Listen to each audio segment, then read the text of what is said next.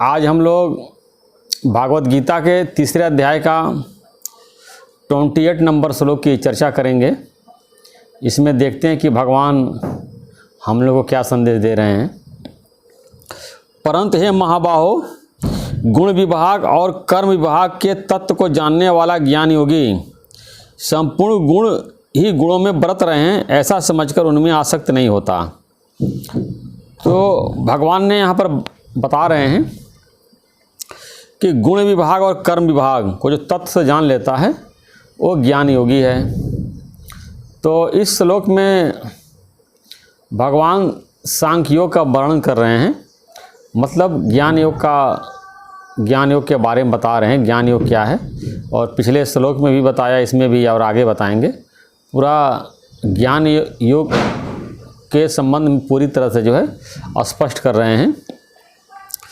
तो ऐसे कोई गीता खुद लेकर पढ़ने बैठ जाए तो वो नहीं समझ पाएगा कि गुण विभाग क्या है, कर्म विभाग क्या है, या ज्ञान योग क्या है, ज्ञान योगी किसे कहते हैं। जैसे यार संपूर्ण गुण ही गुणों में बरत रहे हैं, ऐसा ज्ञान योगी समझता है। गुण ही गुण में बरत रहे हैं, तो बिना गुरु के कोई इसको समझ नहीं सकता है। तो जैसे कि और भी गणित है, फिजिक्स है, के लिए टीचर होते हैं, समझाते हैं, ऐसे ही इसके लिए गुरु बने हुए, सदगुरु बने हुए, जगह जगह सत्संग है, और जहाँ वेद शास्त्रों का अर्थ समझाया जाता है लोग समझते हैं। तो जब पहले तो हमको पूरा क्लियर होना चाहिए कि किस शब्द का क्या अर्थ होता है। पहले थ्योरी पूरी क्लियर हो, फिर उसके बाद एक एक बातों को हम जीवन में अपने लगाते हैं। और इतनी सारे जो ज्ञान की बातें हैं वो एक दिन दो दिन में कोई भी व्यक्ति अपने जीवन में नहीं लगा पाएगा। यहाँ तक कि इन सारी बातों को अपने जीवन में लगाने के लिए ये पूरा मनुष्य जीवन कम है।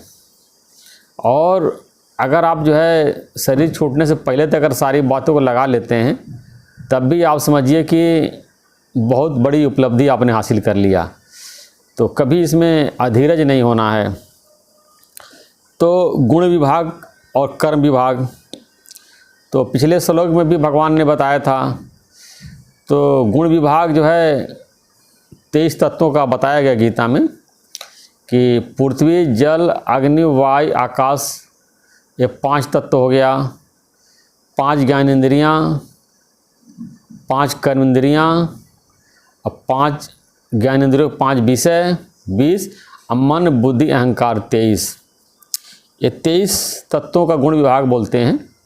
और शास्त्रों के अनुसार पूरे संसार में यही 23 तत्व है, और जो भी कर्म हो रहे हैं इन्हीं 23 तत्वों में कर्म हो रहे हैं, और आत्मा से इनका कोई संबंध नहीं है। इसको ऐसे बताया गया है कि एक रोशनी ऊपर जल रही है, बल्ब जल रहा है, और नीचे कोई उसमें रामायण पढ़ रहा है, कोई जुआ खेल रहा है, कोई शराब पी रहा है। जो भी आदमी कर्म करे सब फ्री है। या ये सूरज का प्रकाश है, उसके नीचे लोग जो है सेवा भी कर रहे हैं, परोपकार भी कर रहे हैं, साधना भी कर रहे हैं, चोरी भी कर रहे हैं, बेईमानी भी कर रहे हैं, और एक दूसरे को ठग रहे हैं, और एक दूसरे का लोग मदद भी कर रहे हैं। तो आत्मा प्रकाश की तरह है। सूरज के प्रकाश कह लीजिए, या ये दीपक का प्रकाश कर लीजिए, वो सारे संसार को प्रकाशित कर रहा है। तो इस प्रकार जो जान लेता है तो उसको ज्ञानी बोलते हैं, और अपने शरीर से अनुभव कर लेता है। तो ये 23 तत्वों का गुण विभाग जो है, ये जब आपस में कर्म करते हैं तो उसको कर्म विभाग हो गया। जैसे आँख ने दृश्य को देखा, एक कर्म हो गया। कान ने शब्द को सुना, जीभ ने खाने का स्वाद लिया, नाक ने गंध का सूंघा, ये कर्म विभाग हो गया। तो इन इंद्रियों के द्वारा जो कर्म हो रहा है उसको कर्म विभाग बोलते हैं। प्रकृति में जो कर्म होते हैं वो कर्म विभाग हो गया। तो जो 23 तत्वों का तत्व है ये गुण विभाग, और जब ये आपस में मिलकर कर्म करते हैं तो कर्म विभाग। तो इस प्रकार जो ज्ञानी ऐसा जानता है गुण ही गुणों में बरत रहे हैं, ऐसा जान करके उनमें आसक्त नहीं होता है। तो सारा संसार जो है गुण ही गुणों में बरत रहे हैं। तो जो कुछ चेष्टा हो रही है वो प्रकृति में हो रही है, और ज्ञानी ऐसा समझ करके इनमें आसक्त नहीं होता है, न ही गुणों में आसक्त होता है, न ही कर्मों में आसक्त होता है। वो साक्षी भाव से रहता है, प्रकाश की तरह रहता है। जैसे कि अष्टावक्र गीता में आया है कि प्रकाश मेरा निज स्वरूप है, मैं इससे अलग नहीं हूँ। तो ज्ञानी का जो है आत्मा जो प्रकाशित हो जाता है, वो अपने चेतन तत्व में रहता है, प्रकाश में रहता है, अंधकार में नहीं रहता है। जैसे इसमें आता है कि अष्टावक्र गीता में, संसार जलती आग है, इस आग से झट भाग रे, आज शांत शीतल देश में हो जा अजर हो जा अमर। तो ये जो संसार है, ये 23 तत्वों का संसार है, ये जलती आग की तरह है, और इसमें सब लोग दुखी हैं, परेशान हैं, चिंता में। और एक तो मिला नहीं उसकी चिंता, मिल गया तो चला ना जाए इसकी चिंता, कैसे सुरक्षित रहे। फिर उसके पास ज़्यादा है तो इसकी टेंशन है, या किसी के पास कम है तो उसको दे के खूब जो है खुश हो रहा है, हर्ष हो रहा है, उसके अंदर एक अहंकार आ रहा है, वो भी जला रहा है उसको अंदर अंदर जो है। तो हर तरह से जो है पूरे संसार के लोग जो है ये जल रहे हैं, दुखी हैं, परेशान हैं। लेकिन जब ज्ञान आ जाता, सही विचार आ जाता है, यही संसार उनको स्वर्ग से ज़्यादा सुखदायी हो सकता है, सिर्फ अपने आत्मा को जान लें। तो जब ऐसा उसको ज्ञान हो जाएगा कि गुण ही गुणों में बरत रहे हैं, तब उसमें आसक्त नहीं होगा। सारे संसार में वो जो है निरासक्त होकर के रहेगा। एक बार कोई रमन महर्षि के पास कोई व्यक्ति आया और वो जानना चाहता था कि महर्षि कैसे होता है। तो इस जिज्ञासा को लेकर के आया कि महर्षि कैसे होता है। तो फिर जो उनके शिष्य थे वो कहे कि इसको जानने के लिए तुम आश्रम में 2-4 दिन रहो, फिर जान जाओगे। तो रमन महर्षि हमेशा अपने आत्मा में लीन रहते थे। तो अब गाय आई, अब पूरा खाना खा गई, उन्होंने कुछ नहीं बोला। फिर शिष्य लड़ाई झगड़ा कर रहे थे, उन्होंने कुछ नहीं बोला। तो ऐसा वो उनका था, ये निश्चय था कि गुण ही गुणों में बरत रहे हैं, अपने वो साक्षी भाव में रहते थे। 2-4 दिन बाद बोला, भाई महर्षि कैसे होता है, तो मैं जानना चाहता हूँ। तो दूसरे शिष्य ने बताया, देखा नहीं, अभी गाय आई पूरा खाना खा के उन्होंने कुछ नहीं बोला। शिष्य जो लड़ाई कर रहे हैं तभी उन्होंने कुछ नहीं बोला। इस प्रकार जो है ज्ञानी पूरे संसार से निरासक्त हो जाता है, और संसार से क्या, अपने शरीर से ही, वो शरीर को ही 23 तत्वों का पिंड मानता है, गुण मानता है।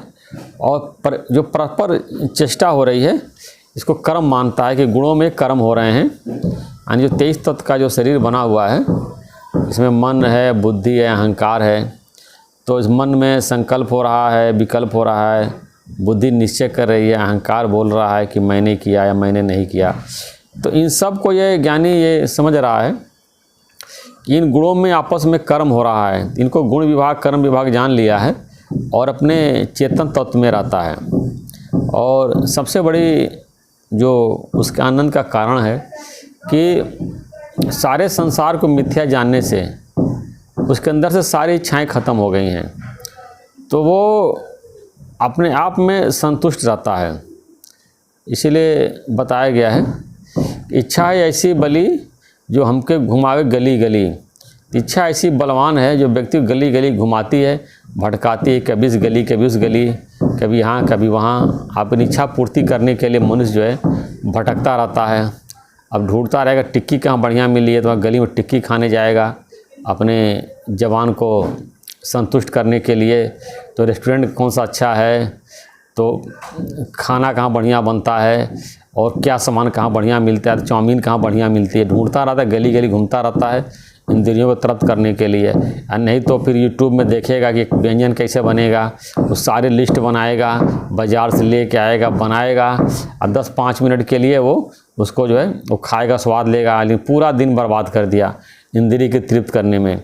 लेकिन ज्ञानी जो है इंद्रियों के क्षणिक सुखों में अपना समय बर्बाद नहीं करता है और अपने आत्मा आनंद में रहता है। तो यहाँ पहला बताया गुण विभाग, कर्म विभाग, इन दोनों को जानता है उसको ज्ञानी बोलते हैं। और इस प्रकार चौथा गुणों में बरत रहे हैं और फिर उनमें आसक्त नहीं होता। 5 पॉइंट है, गुण विभाग, कर्म विभाग, इन दोनों को जो जानने वाला वही ज्ञानी है। और फिर ज्ञानी कैसा समझता है कि गुण ही गुणों में बरत रहे हैं, ऐसा छोड़ करके इन गुणों में आसक्त नहीं होता है, कर्मों में आसक्त नहीं होता है।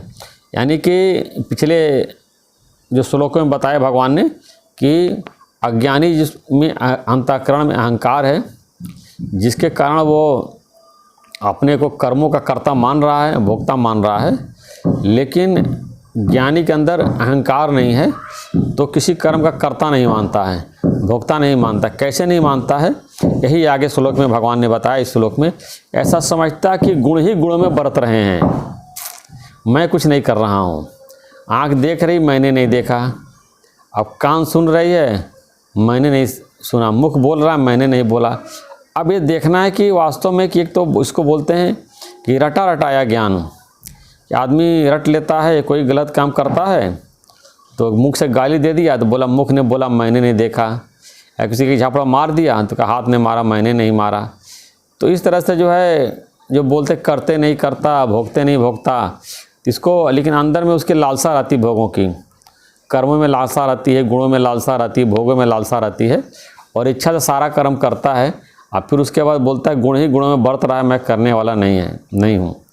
तो ये तभी हो सकता है जब व्यक्ति को आत्मा का साक्षात्कार हो जाता है, अपने आत्मा का अनुभव हो जाता है, और अपने को प्रकृति से अलग करके पुरुष परमात्मा में स्थित जो हो गया है, वही ये बोल सकता है कि गुण गुणों में बरत रहे हैं, मैं करने वाला नहीं हूँ। लेकिन साधक भी भले उसके अंदर से आसक्ति नहीं गई है, इच्छा नहीं गई है, देह अभिमान नहीं नष्ट हुआ है, अभ्यास काल में बोल सकता है कि आँख ने देखा, मैंने नहीं देखा, कान ने सुना, मैंने नहीं सुना। ऐसा साधना करते करते वो सिद्धि अवस्था को प्राप्त हो जाता है।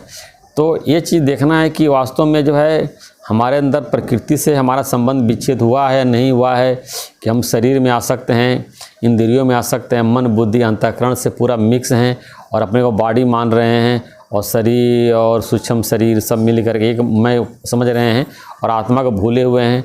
उसके बाद जो कर्म कर रहे हैं तो बोल रहे हैं मैंने नहीं किया। तो इसका फल जो है उसको मिलेगा, जो है कि अगर वो बद्ध ज्ञानी होकर के कोई कर्म करेगा और अंदर से उसके अंदर लालसा इच्छा से कर्म किया, आसक्ति से कर्म किया, तो उसका फल जरूर मिलेगा। लेकिन जिसका कि देह अभिमान गलित हो गया है और अपने स्वरूप में स्थित है, तो ये उस बात ये कह सकता है कि प्रकृति में कर्म हो रहे हैं, मैंने नहीं किया। जब पूरी तरह से उसकी आत्मा का साक्षात्कार हो जाता है और जो देह आसक्ति उसकी बुद्धि है, तो देह में जो आसक्ति है पूरी तरह से जब नष्ट हो जाती है, तब वो ये बात बोल सकता है।